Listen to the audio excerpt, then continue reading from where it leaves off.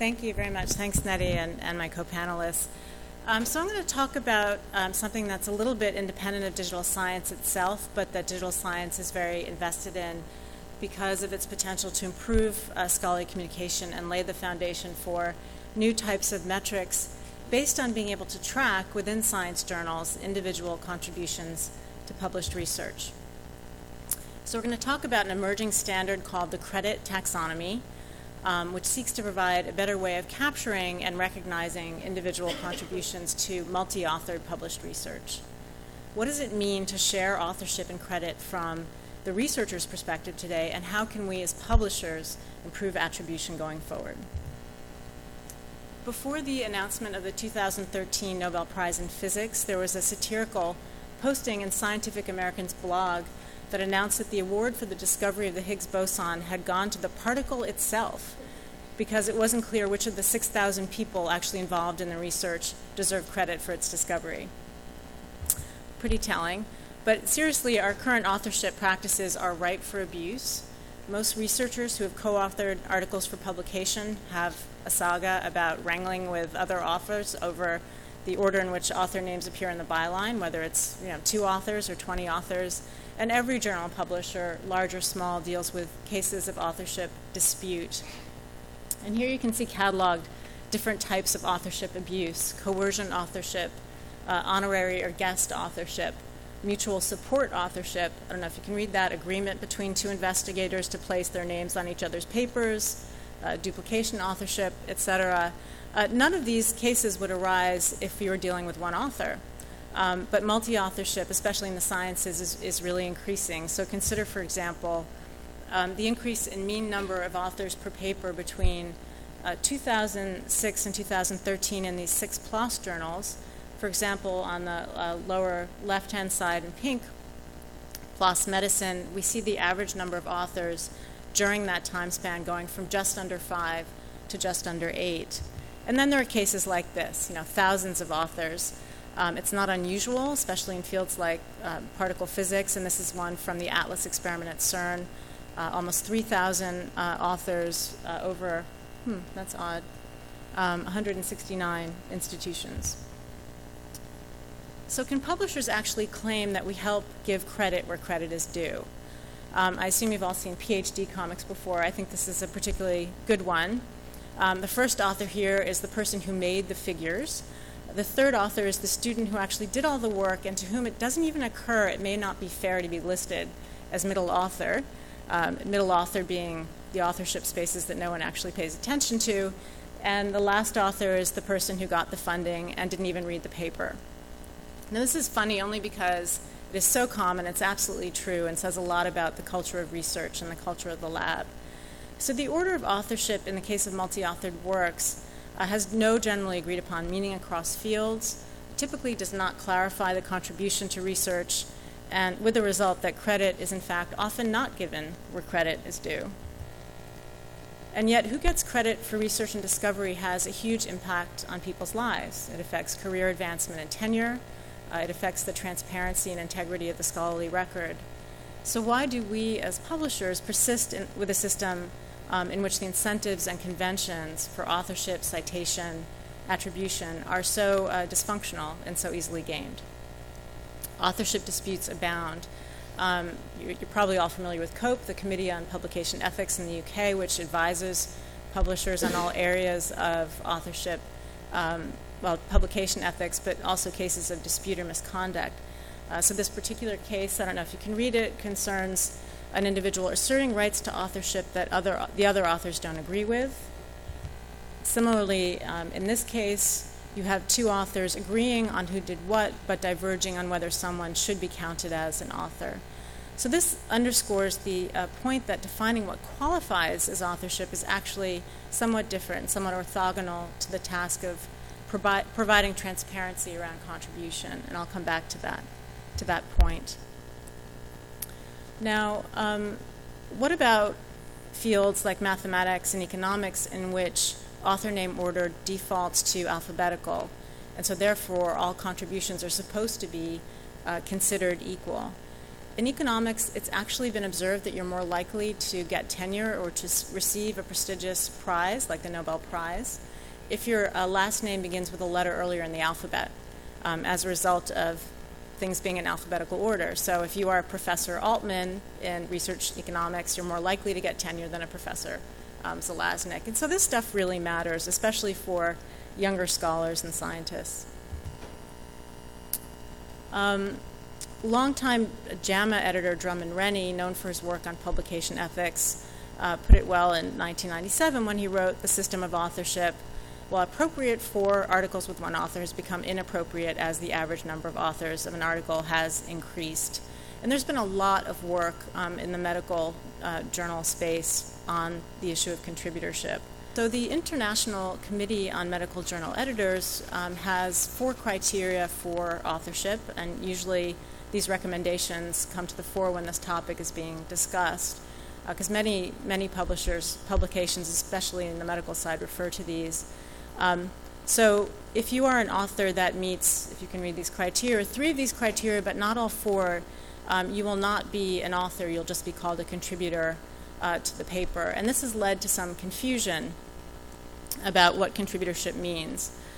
So these recommendations actually don't provide a comprehensive description of standard contribution roles, but it's not what they were intended to do. They were just intended to describe what constitutes authorship according to these guidelines.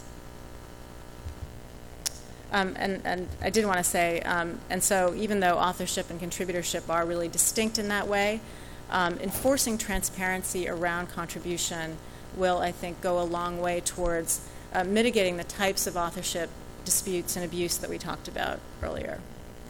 Now, I first became interested in this issue while working on promotion and tenure at Harvard a few years back.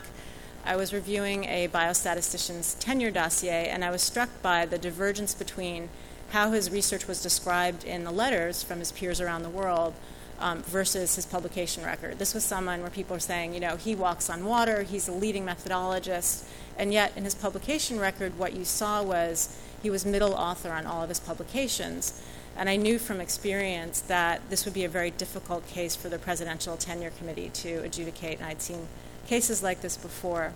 And so what I had wished for in his behalf was that his formal publication record somehow captured the fact that he was the lead contributor when it came to statistical methodology on all of his papers. And in surveying the author policies of various journals, I found that several, especially on the biomedical side, were beginning to capture contribution in free text form, and a few were even providing controlled vocabularies for contribution type. And there was a lot of overlap between these, conception and design, acquisition of data, etc. So it occurred to me that if we could get publishers to converge on a standard set of contribution tags, where there was already so much alignment, we could spread the practice of capturing contribution and actually turn it into machine-readable information, in other words, metadata. I discovered that I had several colleagues that were interested in this topic as well. I'll mention just a few of them. Diane Scott Lichter, now publishing director at the American College of Physicians, Michael Altman at MIT Libraries, Liz Allen of the Wellcome Trust, Veronique Kermer of Nature, and Margie Halava of Access Innovations have all been collaborators in this project. We held our first workshop on this back in May of 2012 at Harvard, and one of the outcomes of that workshop was the agreement to create this taxonomy. And the first step was doing analysis of free text acknowledgement sections, some of which were we were provided access to by Elsevier, and others by Nature. Actually, the Nature already has a requirement that authors have to say what they contributed, and so we had a lot of text to work with. And you can see what comes to the fore here: experiments, manuscript, analyze, data, etc. We used this and other data to draft the taxonomy. We ran a pilot with several publishers. We had authors of 200 recently published papers from Nature, Elsevier, and PLOS use the taxonomy and report back on the experience. And the results were quite positive, and they were published in this Nature commentary. And we decided to embark on a more formal standard-setting process with the working group that you see here. It's now called Project Credit. You see representation from funders, publishers, standards bodies, institutions, and researchers themselves. And our project is being run under the joint auspices of NISO and of CASRA, the Consortia Advancing Standards in Research Administration Information. So through a process of broad community consultation, we arrived at the 14-term tag set that you see here. And this is really just intended to capture high-level contributor roles that function across the sciences. Things like conceptualization, methodology, software, validation, formal analysis, and you could read further. Funding acquisition is an interesting one. We're not trying to say here that someone who acquires the funding should necessarily be included as an author or what position in the author list that person should have, but what we're saying is that if that's all you did, then that should be tagged. Because that's the case with many lab heads included as authors, and it should be transparent to readers that that was the only contribution that that individual made. Earlier this year, the taxonomy was published to the CASRA Data Dictionary as a first step towards standardization. CASRA can be viewed as a kind of front end to the more formal technical standard setting process.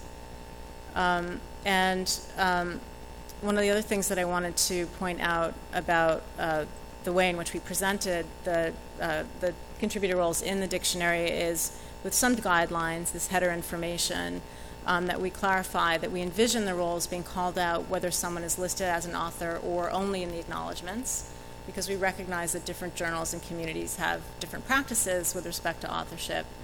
And at the same time, we want to encourage recognition of those non-traditional roles, such as the data curation. And our hope is that if we begin to recognize in this way roles that haven't traditionally been authorship roles, then we can begin to shift academic values about scholarly merit. And in addition, for the purposes of providing some authority control around role assignment, we recommend that roles be declared by corresponding authors and affirmed by all contributors. This is different from what we saw in some of the medical journals that were doing this with controlled vocabularies before, where it was more of a self-declared process. But we want to provide, some control and attempt at transparency, and we hope that this will result in fewer authorship disputes. So we now have several initiatives that are embarking on early implementations. Here's one, Mozilla Science Labs, in partnership with Biomed Central, has created a set of badges based on the taxonomy. These badges reside in the browser when you're accessing an article, but the data still has to be provided by the publisher. There are plans just getting underway to integrate the taxonomy into the Vivo ISF ontology. Vivo is the open source research networking platform in use at a lot of North American institutions. So you can imagine this additional information about contribution enriching the kinds of expertise search you can do within these research networking platforms. ORCID also allows researchers to specify contribution in their ORCID profile when they add an article. And they'll be moving to the current set of terms from the credit taxonomy. I don't know if you can read this, but their current terms are more about job functions, things like author, editor, principal investigator, and don't really describe contribution. Crossref, I think, is also embarking on a pilot. Symplectic Elements, which is a digital science company that helps researchers and institutions manage academic information, is also beginning to pilot it. So these are very positive steps, but as I said, that self-declared approach, which we saw with ORCID or with Mozilla Badges, falls a bit short of the vision of having the tags truly integrated into the publishing metadata ecosystem. So in order for that to happen, one important step is having the tags within JATS, the NISO NCBI Journal Article Tag Suite. And that is work that is now also getting underway thanks to Margie Hlava from Access Innovations. And manuscript tracking vendors are getting on board. Ares has announced that it is incorporating credit into its next version. EJ Press is also considering adding it to their author submission platform. And several publishers, including PLOS, Science, Cell, and Nature, are committed to being early adopters. And in fact, one of the early adopters is Cell Press. And here you can see an article that was just published by Cell Press with an author contribution section that is based on the credit taxonomy. But the longer vision, as I said, is machine readability. So imagine contributor role metadata. Oops, go back to that. Imagine contributor role metadata that's collected by publishers via their article submission process being deposited with Crossref, similar to FundRef, but I just constructed that contribref up there. And ORCID, which is already pulling metadata from Crossref, can then link contributor roles to ORCIDs. So that means that the ORCID system becomes queryable not just for what DOIs did this ORCID create, but also for what contributions did this ORCID or person make to this particular DOI or to this work. So effectively, an evaluation committee could then pull an individual's authoritative contribution report from ORCID, and this would greatly facilitate the kinds of tenure decisions that I was talking about earlier. So that's the vision. We're not there yet, but we're on the path, and I hope we can all work together to make this happen. And I think it will have a really positive impact on the accuracy of the scholarly record going forward and on the culture of research itself. You know, think fewer author disputes, happier, better recognized graduate students, better lab culture, et cetera. So more information on the website you see listed here, and I'm happy to take any questions.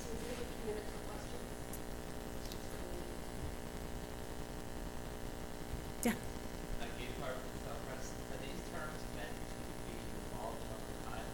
Yeah, so the analysis that we did was somewhat biased towards biomedical, just as a result of the people that we had involved. I think that there are some other issues in those really large physics collaborations. So we are trying to do more work analyzing that data, as well as analyzing social science and humanities. So I think that it could grow, over time. Probably not a lot. As I said, it's meant to be fairly high level. And some of the publishers that I've spoken with, for example, working with Nature, they envision using these tags, these 14 tags, at the same time that they still allow authors who want to provide more specific contribution statements to do so. So we're not trying to capture absolutely everything, which would be impossible, but really that high level stuff.